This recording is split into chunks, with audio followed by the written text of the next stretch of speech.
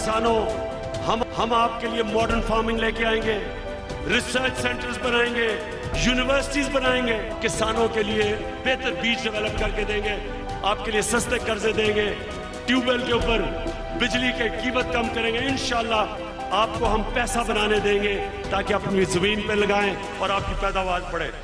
इस दफा गवर्नमेंट ने बहुत अच्छी पॉलिसी की है, जिसकी वजह से मुझे बारदाना आसानी से मिल गया। इस साल बड़ा अच्छा रेट मिले, पिछले साल खूब मुश्किलात आई।